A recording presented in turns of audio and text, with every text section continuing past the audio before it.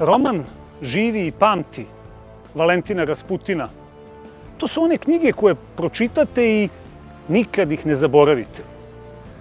Valentin Rasputin rođen je u Sibiru malo pre početka Drugog svetskog rata.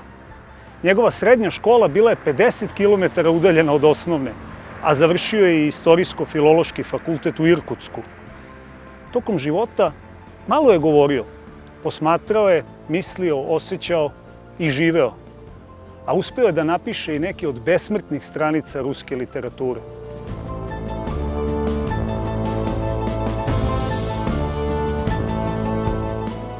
Strašne okolnosti, proizašle iz nepojmljive represije, ipak su zabeležene i u književnosti.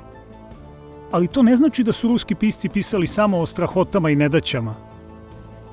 Najlepše u najgorem, što je pored tog permanentnog komunističkog zla kojim su bili okruženi, mnogi od njih najviše fascinirala ljudskost i čovečnost onih koji su i pored svega uspeli da je zadrže.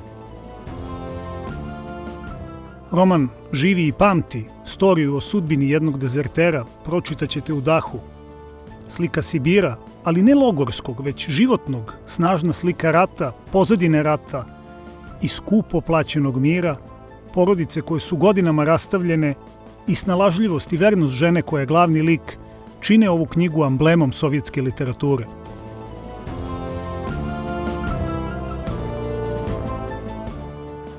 Moj profesor govorio je da roman Živi i pamti podsjeća na Petrin venac.